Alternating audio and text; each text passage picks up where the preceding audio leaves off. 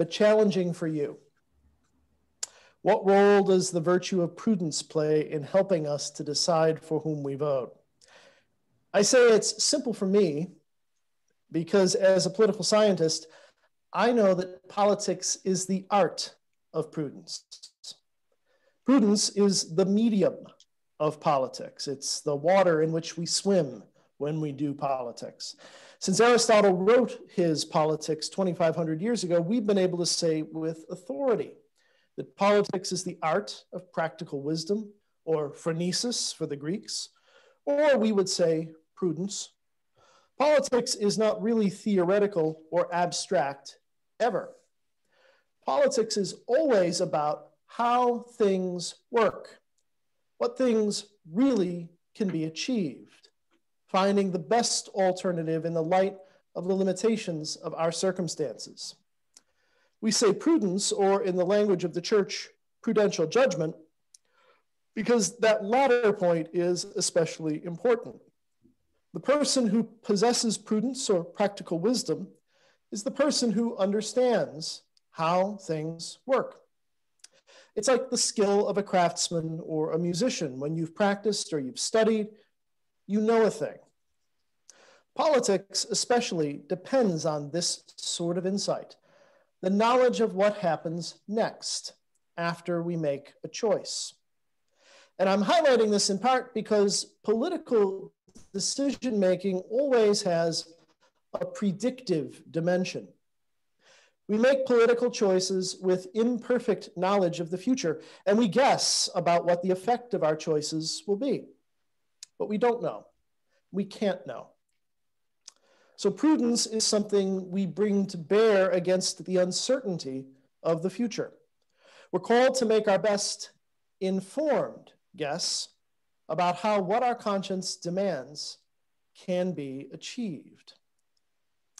I say this is easy for me, and there are two reasons for that. One is because, as I say, I know this is what Aristotle's taught us, and it's also what the church teaches us.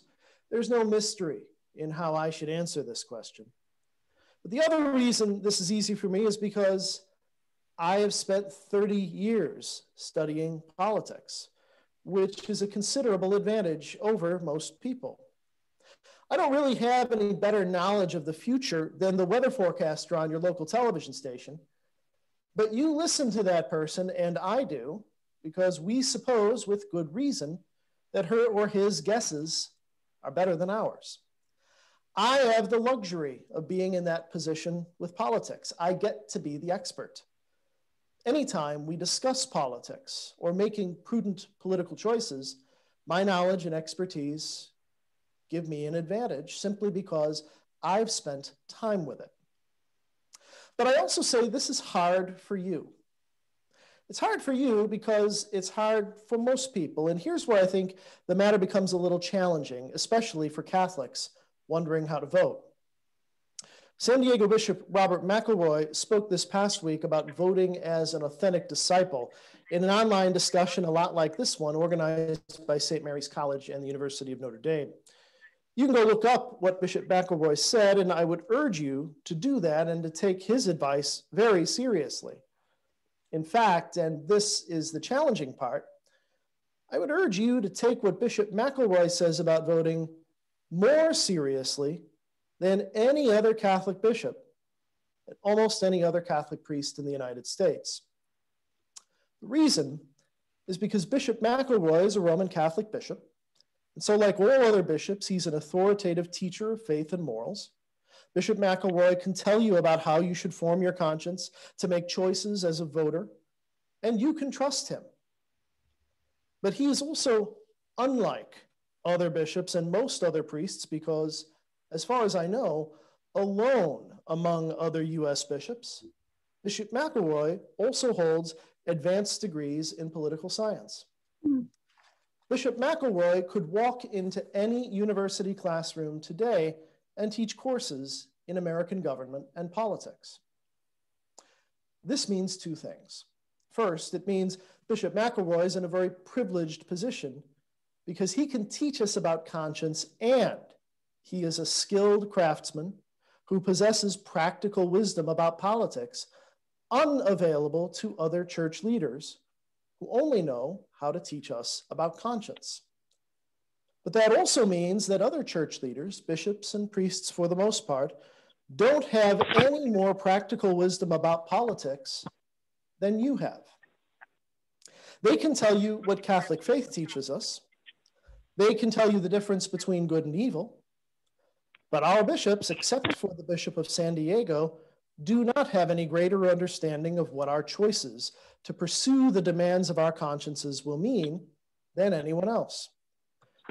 Very few, perhaps we should say none of our other bishops, could describe the difference between the delegate model of representation and the trustee model of representation, or explain substantive due process under the 14th Amendment to the Constitution. Yet those and other intricacies of our political and legal systems really do shape what is and is not possible if we want to end abortions or stop the executions of death row inmates. Lacking the familiarity with those things, we should say, prudence concerning such things, really diminishes the usefulness of their political guidance. If I can offer a description about this that Socrates might have used, you would not ask a physician how to sail a ship, or a ship's captain how to mend a broken leg. Similarly, a Catholic bishop's preparation in theology does not qualify him to know how to put the knowledge of good and evil to effective use in our complex constitutional system. I don't offer these thoughts to diminish the leadership of our bishops, who I will say again are authoritative teachers of faith and morals. There are spiritual shepherds. But I do offer these thoughts to lay bare how heavily the burden of all of this, therefore, rests on your shoulders. You are not going to get very much help from the church. We expend so much energy asking the question, how should a good Catholic vote? Our church has invested so much time and effort in producing guides to faithful citizenship that tell us what the church teaches about abortion or the death penalty or economic justice or embryonic stem cell research. Yet in the end, there's no Catholic guide to understanding the implications of the Supreme Court's decision in June Medical v. Russo for our opposition to abortion. There's no Catholic guide to understanding the implications of our growing national debt for the choices we'll face in future federal budgets or in tax policy. There's no Catholic guide to negotiating about our balance of trade with China. And the US Conference of Catholic Bishops, to their credit, is rather clear that there should not be a Catholic guide to any of these political questions. The faithful citizenship documents are here to form consciences, to alert you and me about what the church teaches concerning the moral questions we face in politics. But in the end, you and I are on our own when we try to understand what the choices we'll make in conscience will mean once we finish voting and hand the task off to government officials. That's where our prudence becomes extremely important. The spirit of the question you're actually asking me tonight really, I think, owes more to St. Thomas Aquinas than it owes to Aristotle or Bishop McElroy. I'd be disappointed if a good Dominican had anything else in mind when he posed the question. So we should say that prudence indeed is a virtue, as Aquinas elaborated it for us. In this sense, prudence is an intellectual virtue that assists us so that we can make right judgments to govern our actions.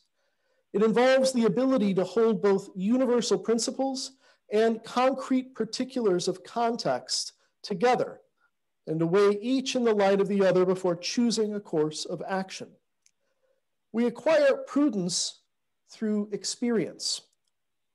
It's related to knowledge, but prudence also is something we gain from applying our knowledge. Thus, we can say that there are two things here. To acquire prudence, we must acquire knowledge. We must acquaint ourselves with the thing about which we need to make a judgment. And to acquire prudence, we must be engaged in action. We don't acquire prudence by sitting in a chair and speculating. We act and we learn. This is the burden that I have to tell you that you carry, not only as a Roman Catholic, but as a citizen of a constitutional republic where you're entrusted with a share of governing, a sort of situation that Aquinas never really could have contemplated at the University of Paris in the 13th century.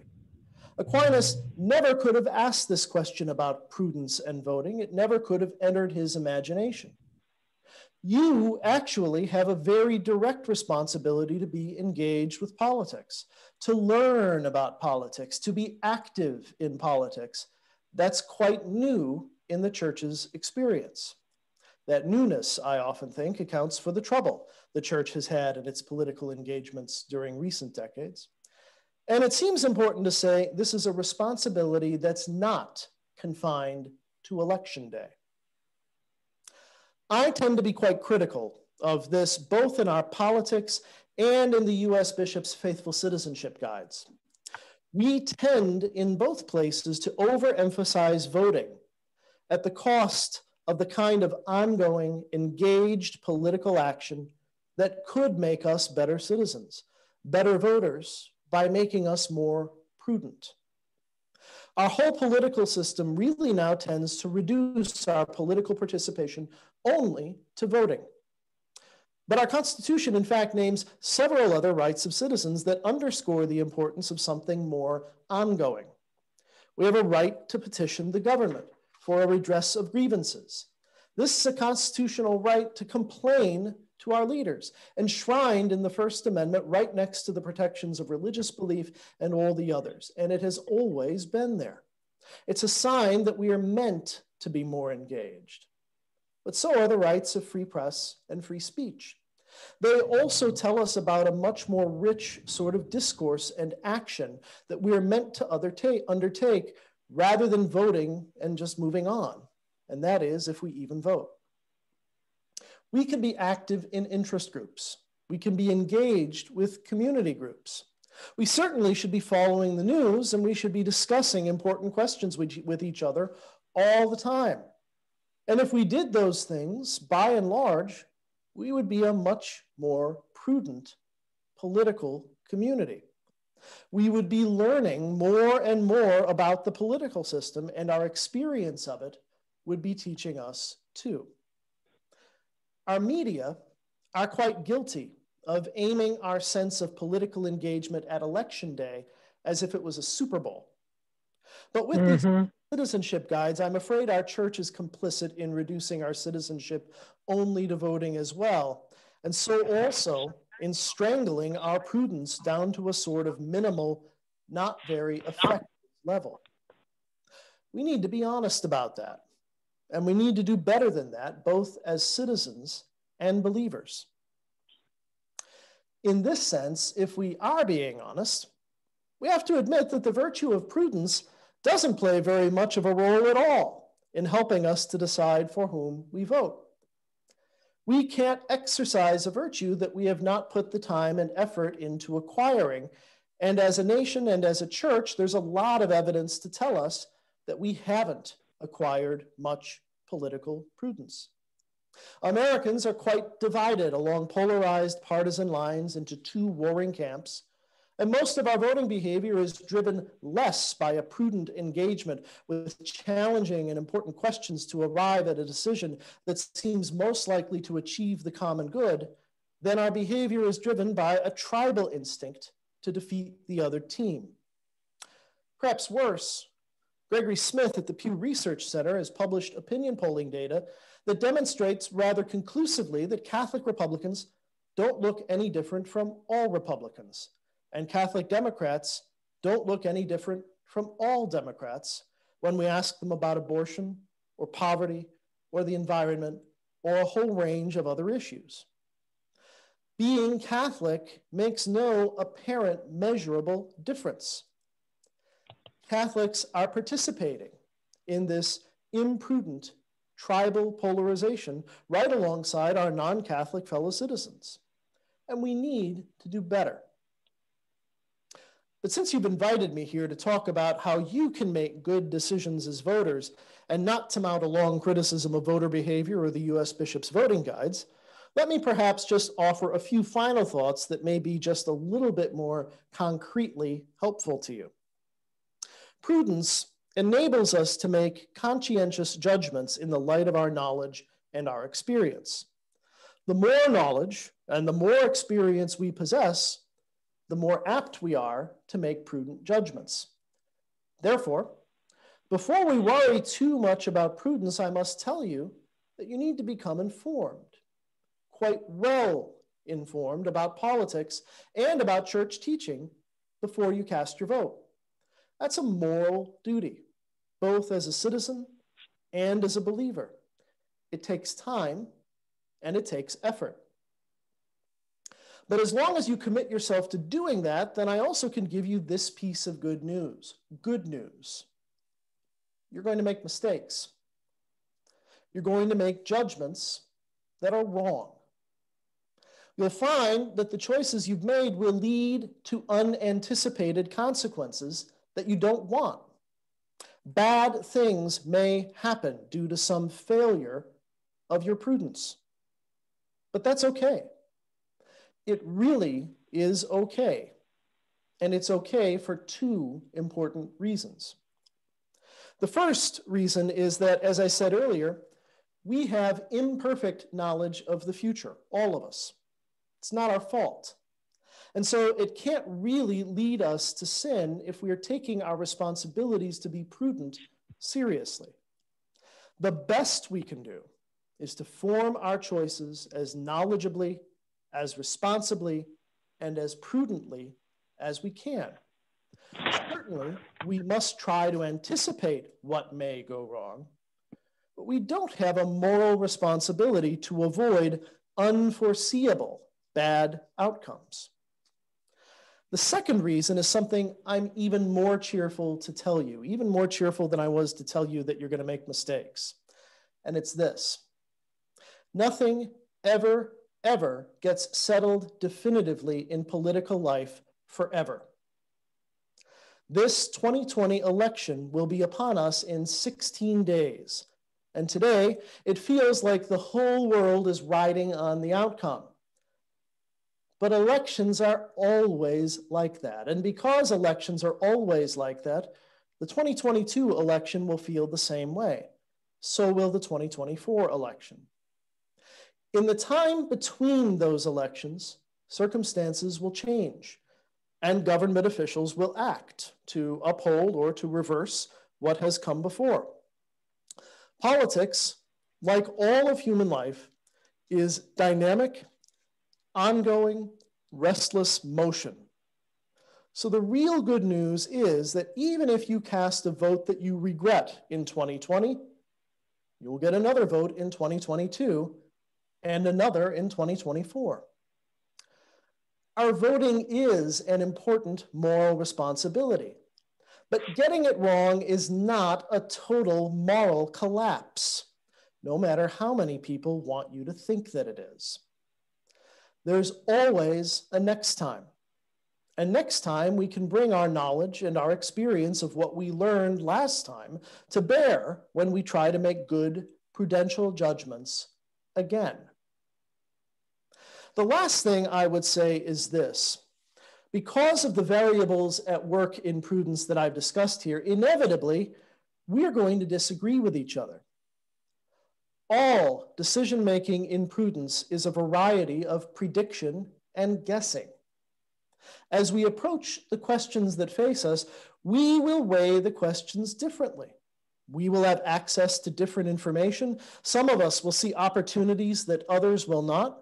We will reach different conclusions. We have different levels of knowledge and different kinds of knowledge, and certainly our experience is different too. That certainly means we're going to disagree with each other, even when we share a common political objective. We can agree with one another that abortion is an intrinsic evil, a grave moral evil, and still see the prudential question of how best to stop or at least reduce the effects of that evil. This certainly is allowed by the church. Prudence is not an agreement we all reach about a right answer, if only the world were so simple. Prudence is the virtue we bring to bear when we choose a course of action whose outcome we can't know, having begun from a shared conviction in conscience about what is good and what is evil. As Catholics, we must agree about what is good and what is evil. The church teaches us that. But certainly we can disagree about the most prudent ways to achieve good and avoid evil. It is inevitable that we will disagree about that.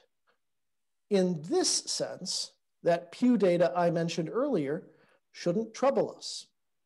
Catholics can be Republicans. Catholics can be Democrats. That is fine. Pope Francis has written eloquently about politics in his most recent encyclical, Fratelli Tutti.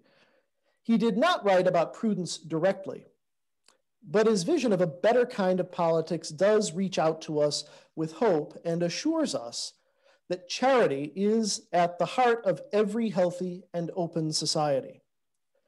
And this is what I want to say last to you. The sort of call and burden I'm offering you to engage in as an actively engaged, believing citizen that develops your prudence about politics, this sort of engagement is an act of love for your neighbors and for the whole human family. Ultimately, in that way, it is an act of love for God too. You and I are blessed to live in the United States of America, as we would be blessed to live in many other places around the world, to live in any place where our prudence is given such an important role to play in the lives of other people. Please take that seriously and give evidence in your voting and your citizenship between elections of that care for others that Pope Francis reminds us about.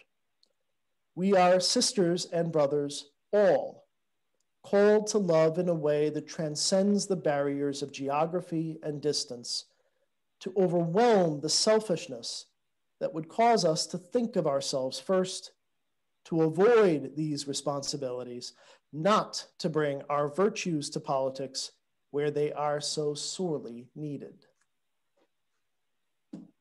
Thank you again. Thank you, Dr. Millies. Really, such an important comments to have as we approach the 16 days away. Before I open it up, I wanted to ask you a question. I posted Bishop McElroy's article on my Facebook page, and it stirred up a great deal of conversation. I'll bet it did. Yeah, mostly positive, but there were some comments. And one of the things that was posted was, and I don't need to mention the priest's name, but there was a priest who, in fact, it wasn't directly counter to Bishop McElroy's article, but it was certainly. You could draw that because the priest is actually saying you cannot consider yourself a Catholic and vote Democratic.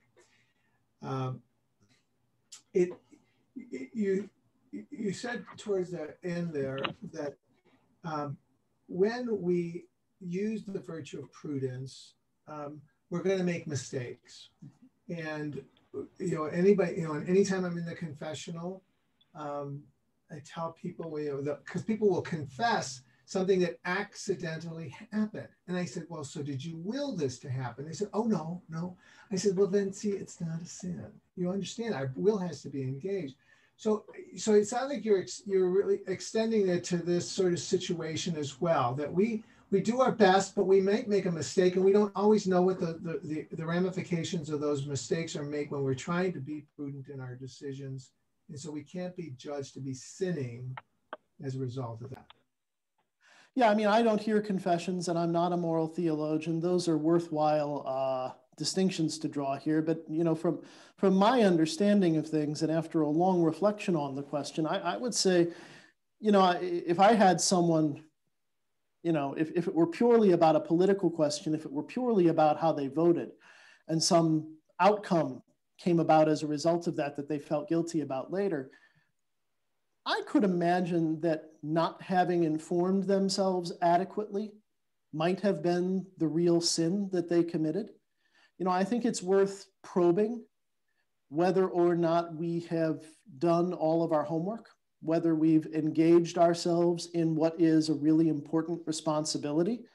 I think that's a thing to dwell on, but yeah, I'm really struck by this way that we raise the stakes to apocalyptic levels.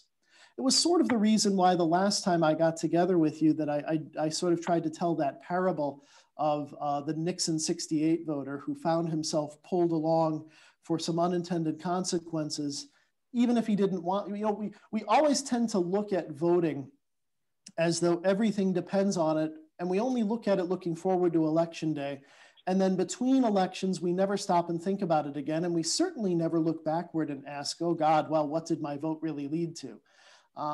In part, I'm trying to call for us to be more informed and more engaged, but I'm also calling for us to be more reflective and to learn from those mistakes in the way that we are meant to, and in the way that good guidance in the confessional is supposed to help us do in other ways too. I'm not here to give political absolutions, although maybe that would be a good side project. But I do think, there's a variety of spiritual direction that's called for here. And if I could say this, the obligation.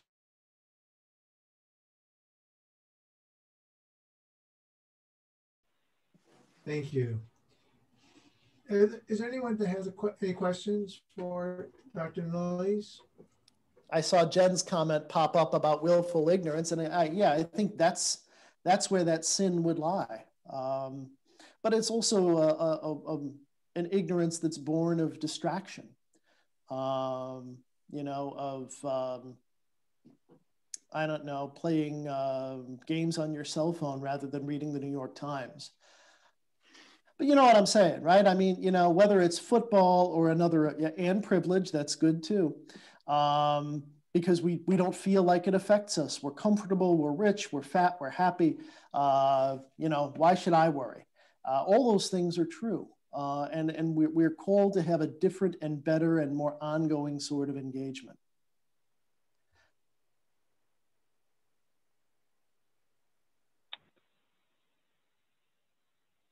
You have a question, Michelle? Go ahead. I'm not sure I have my thoughts put together to articulate clearly. I mean, I hear what you're saying. I struggle with the degrees of separation, I guess, from being impacted. And when I think across, I was just kind of quickly reading through the article that you referenced, which I think is really great. Because again, I feel like until recently, most of the focus related to, at least as I have understood it, kind of what's compelling about, the Catholic political stance has been anti-abortion. And I haven't heard the same level of commitment to the dignity of life through the life cycle, perhaps death penalty, but certainly not racism, certainly not, maybe to an extent, poverty as well. I think that's sort of universal. And then I see certain, things that suggest to me that powerful people within the church are sort of reinforcing political positions. I think about at least my reaction to seeing Archbishop Dolan open the Republican National Convention.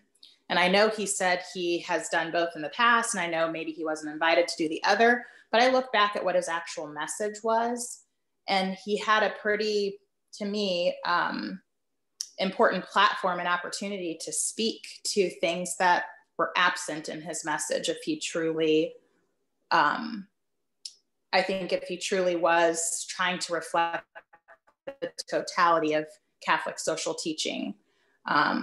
So again, I don't know that I have a question. I don't know that I have a point. These are just things I'm trying to reconcile.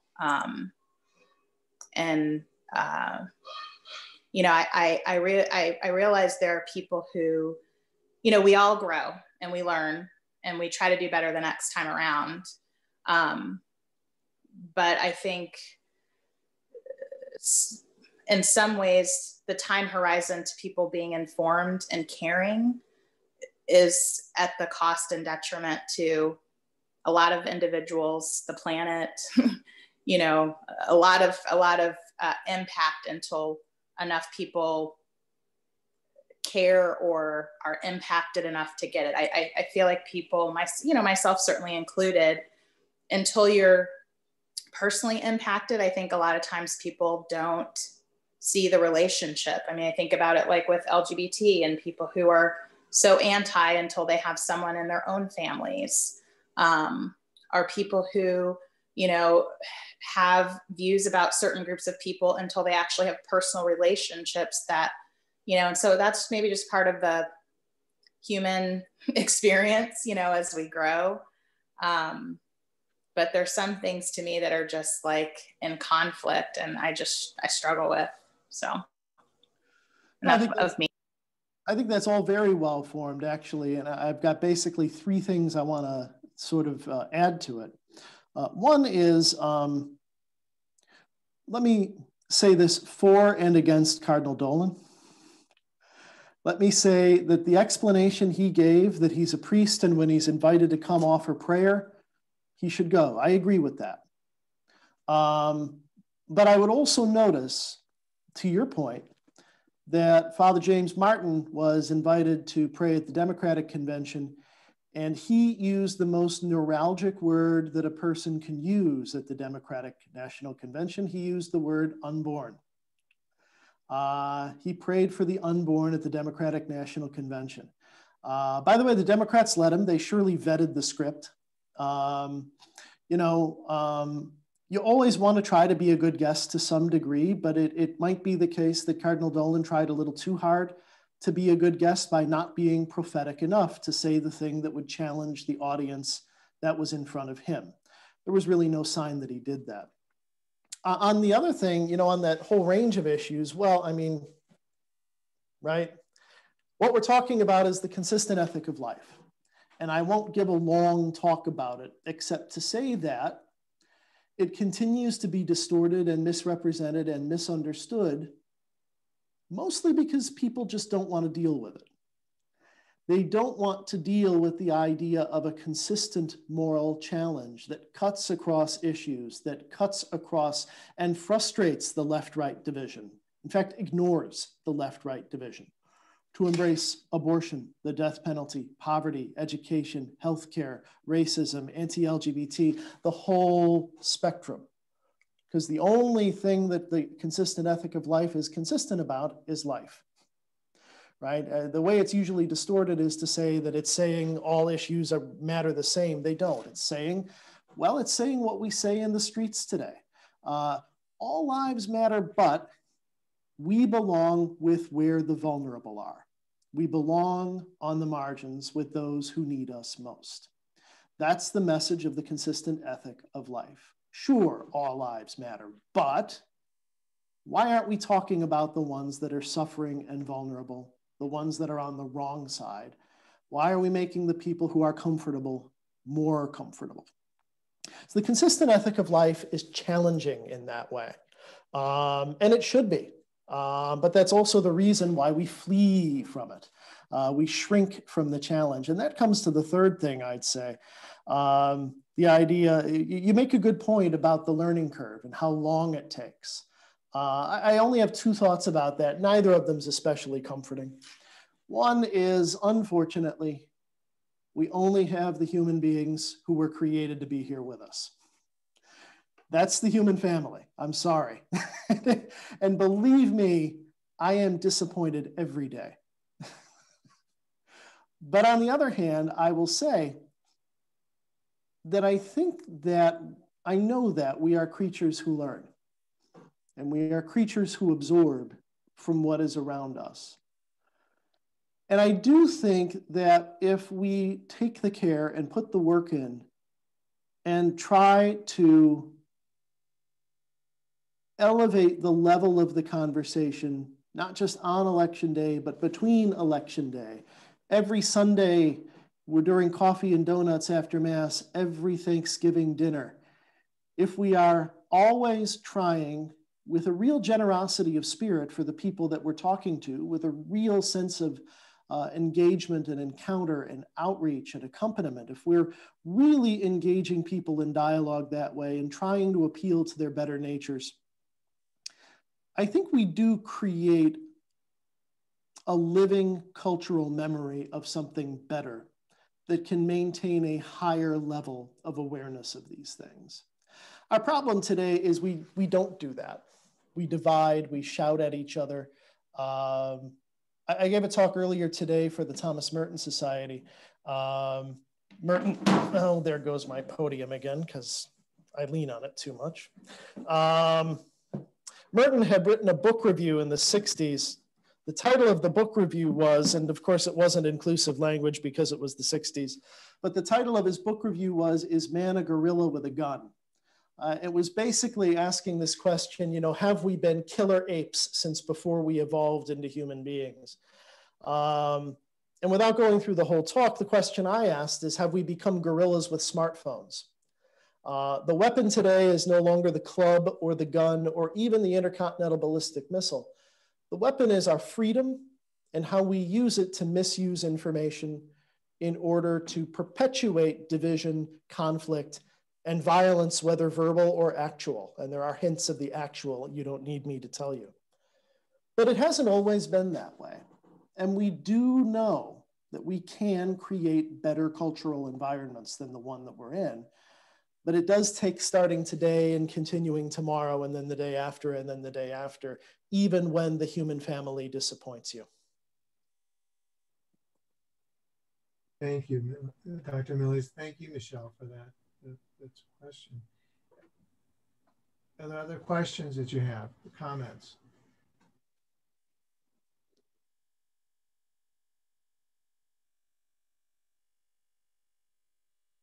Kathy, you're on mute.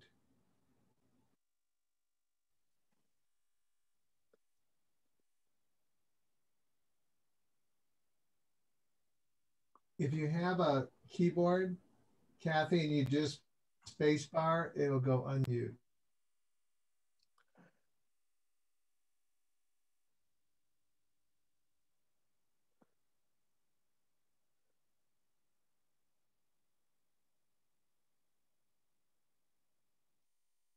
Charlie, your tech support's not there. I thought we were all depending on Dominican Geek Squad. Kathy, another option would be to use the chat function. If you would like to, if you can, put your question or your comment into the chat function, we can read it there. That's another idea. Right, thanks, Jen. We're not hearing you, Kathy. Lips are moving, no sound. I'll say really quickly, just while we, if she's typing while we wait, that my thoughts really have begun to migrate toward November 4th. And if it goes the way it looks like it's going to go,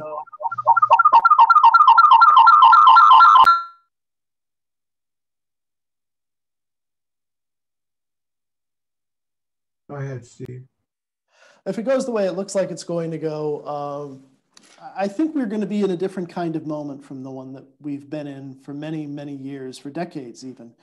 I think we're rapidly approaching the end of this kind of Catholic engagement with American politics, the one that focuses on outcomes and voter guides and trying to mobilize Catholic parishioners like as though, you know, we were some sort of pressure group or something like that. I think we're going to be at a moment very quickly after the election where everything that has made happen is going to be very clear, and it's going to be a moment, I hope, that's going to be very open to considering a new way for Catholics to engage with political questions as citizens.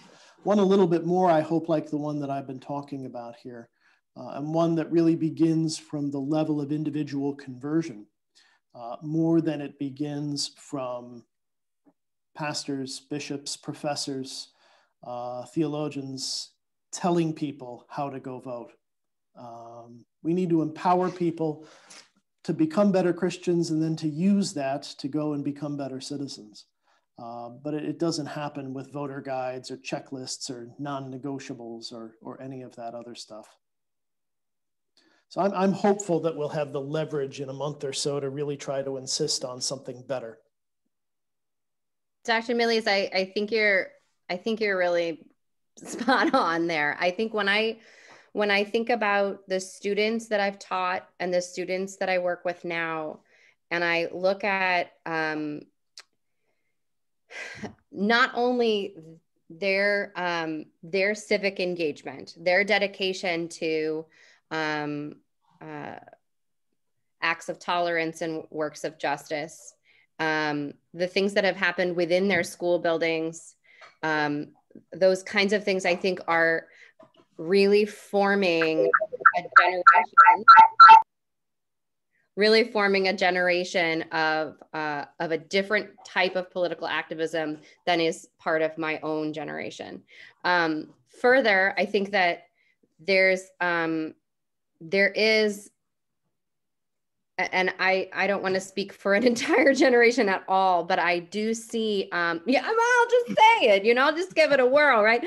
I do feel like there is a distrust of institutions like across the board. Yeah. And as a result, I think that the kind of top down, here are the things you should be voting on, and this is why, I think that those things are just going to fly out the window with the next crop of young voters.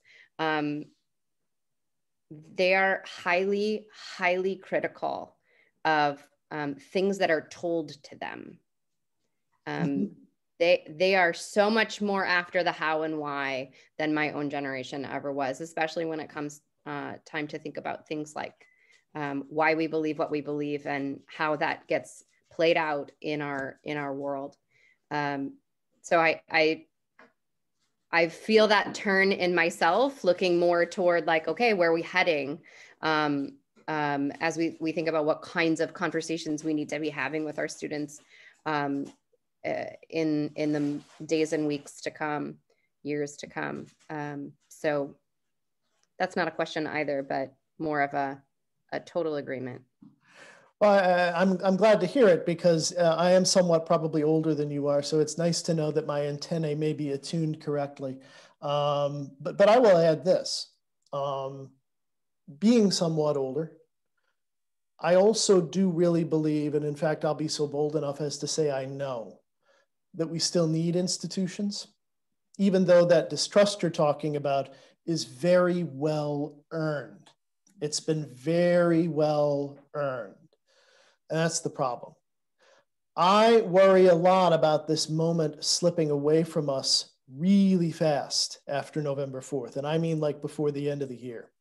I really worry about something like a left Tea Party movement getting underway before we even get to Inauguration Day. I think the real work of a Biden administration is going to be done before he takes office. My deepest hope, because if I didn't say this last time, this is what motivates me to think in the way that I'm thinking about this. I was so struck this summer by hundreds of thousands of young people around the United States who took to the streets because they believe what we believe. They don't call it the same thing. They don't identify as Catholic necessarily. But at the level of values, we are talking about the same stuff, and we are expressing the same desires. There's an opportunity there for this institution to recapture a little bit of its hold on people. If we can get out from behind the sense of entitlement and privilege and boredom that keeps us from doing that. I'd like to imagine a blue ribbon panel commissioned by the president-elect in November that includes Bernie Sanders, Elizabeth Warren, Blaise Supich, Robert McElroy, Brian Massingale, a real Catholic brain trust and a real economic left brain trust that comes together to say, here's the domestic agenda. And they can fight it out in the committee and then come together and sell it to the American people once they've all agreed on it. We've got to find a way to establish a place where some groups of people who disagree about some things and agree about other things, agree about really important things, can stand together and start moving forward. It's the only way institutions can recover, I think, but it's going to be a really slippery and brief moment in days and weeks ahead. And the Biden campaign has not contacted me for my opinion yet. So I am not hopeful that that's what's going to happen. See, I was just going to say, now the only thing lacking on that panel was a Catholic political scientist. Yeah, I mean, that's fine, but nobody cares what I think.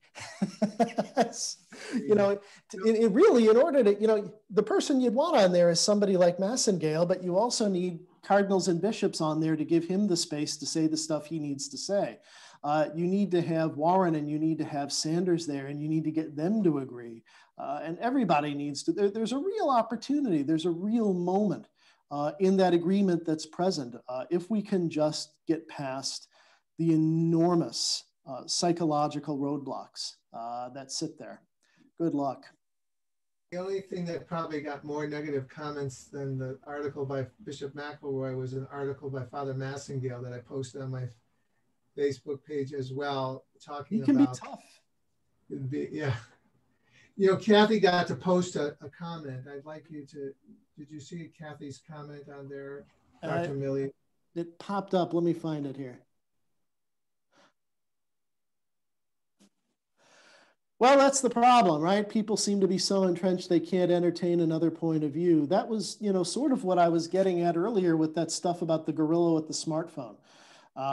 This idea that Merton, it's a book review in Faith and Violence that Merton published in the mid-60s about this book about paleontological discoveries in Tanzania. And a guy who had drawn some fantastic conclusions that were all just killer apes. And part of what this guy that Merton's responding to says is that all of our impulses, the drive to eat, the drive to reproduce, all of those impulses are subordinate to the desire to attack anyone who impinges on our territory. Now, I do think that certainly is part of human nature, and I do think certainly we are living in a time where that's all been heightened and emphasized. I think that's the nature of the problem, is that we're responding to the wrong instincts. We're all responding to the wrong instincts. I really recommend reading Francis's new encyclical. It's a reminder, a timely and I think a really good reminder. It's such a rich document. I'm still enjoying reading it. I haven't gotten bored with it yet. But it's a timely reminder that all of that evolutionary stuff is true. All of that evolutionary stuff is true. But we are called to go beyond the dust from which we were created, the mere earthbound matter that we are. We are called to recognize that there is a different possibility presented to us by the incarnation that draws us through human history towards something better. But we have to aspire to it as much as we need to work and put in the effort to acquire the knowledge and the experience that gives us prudence. It doesn't happen automatically. The default position is we're going to descend into tribal warfare because that's what primates do. If we're content with only being primates, that's the way the world is going to be.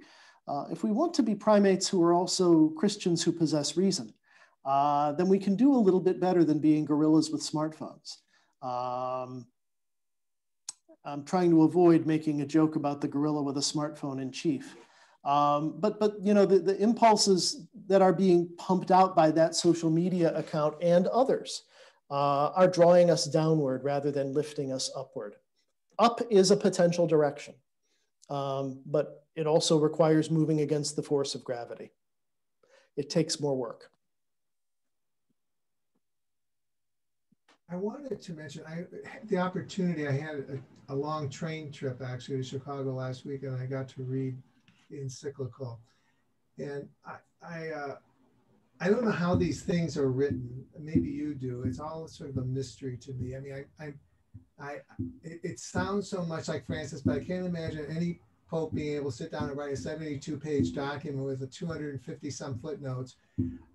But the thing is, to me, when I was reading it, one, I agree with you. It's a very powerful statement. That it really seems to me directed at us in the United States. There was a tone to it that seemed to be able to pick up on a lot of the challenges that we are experiencing here in our country, especially given what's going to happen in 16 days. And I use a quote from him that was very much in tune with something you just said about how important discussion is. And it's a way that we act in charity, is right. that being able to discuss with one another. And yet the people that Kathy Ingrao was talking about, it's like, so we come to make prudential judgments in a process that includes discussion. And there's people that seem to want to cut that off and fail to recognize how much the virtues are supposed to be part of our faith formation. As social creatures created with and for one another. I've just pulled up Fratelli Tutti here because I just can't resist it. I am informed reliably that he did not have us in mind when he was writing it, and yet this paragraph here really leaps out at me. This is now given free rein to ideologies, things that until a few years ago could not be said by anyone without risking the loss of universal respect can now be said with impunity and in the crudest of terms, even by some political figures. If you're wondering who he meant, many of us have noticed that it's in paragraph 45. Jesuits can be rather sly.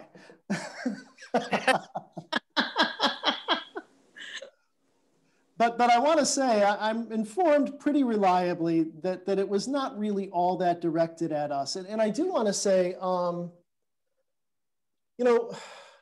the thing people in Rome say is that Americans represent something like 15% of the worldwide Catholic population and 90% of the Pope's problems.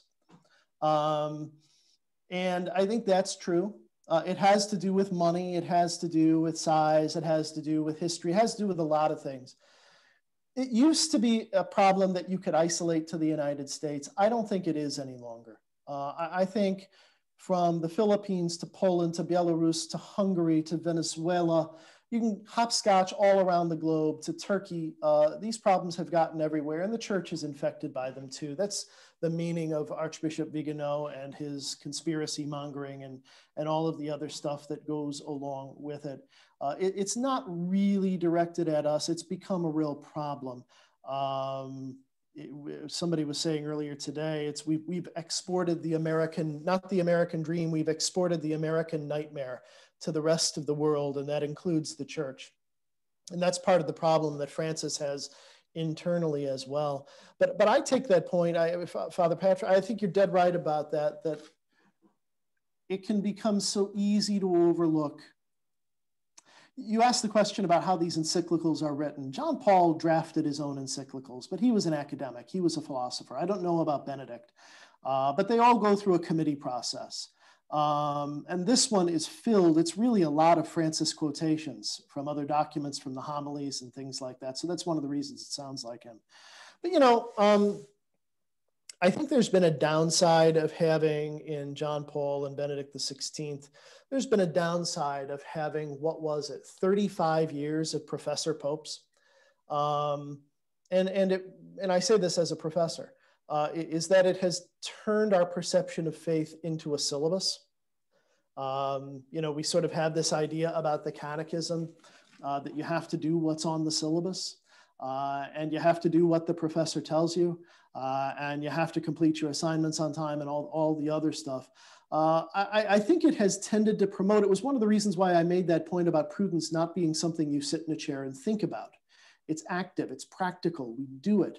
I think one of the problems that we have is we've gotten really quite intellectualized, very much to a fault.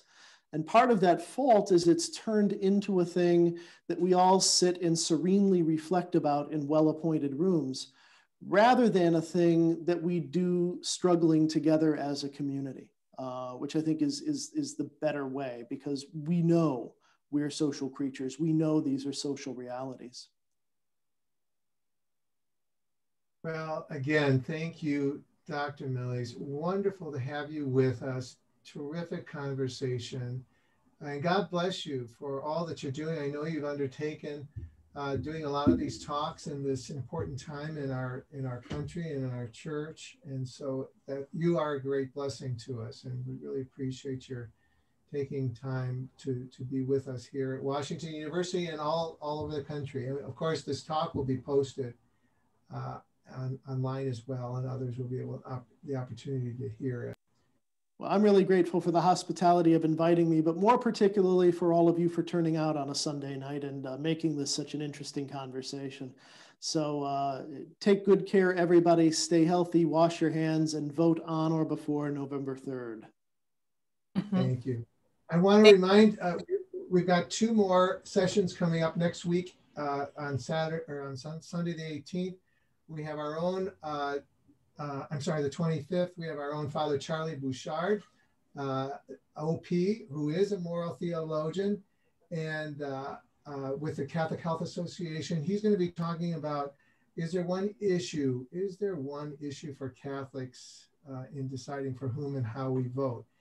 And then on the final session on November the 1st, 2 days before the election, Dr. Julie Hanlong Rubio, talking about issues. Is that how do we vote? Do we vote for issues or do we vote for the candidate? You must know Dr. Rubio, Doctor. I do. Oh, good. Yeah, we're very excited to have all the panelists that we've had. It's been really terrific. Thank you so much, and God bless you all. Stay safe. And go out and vote. I'm going to go vote tomorrow because, I'm from Chicago. I'm going to go out to vote tomorrow, and I'm going to go out and vote Tuesday and Wednesday. If you liked it once, do it again. Thank you so much. Appreciate it. Take care, everybody. Hope to meet you in person.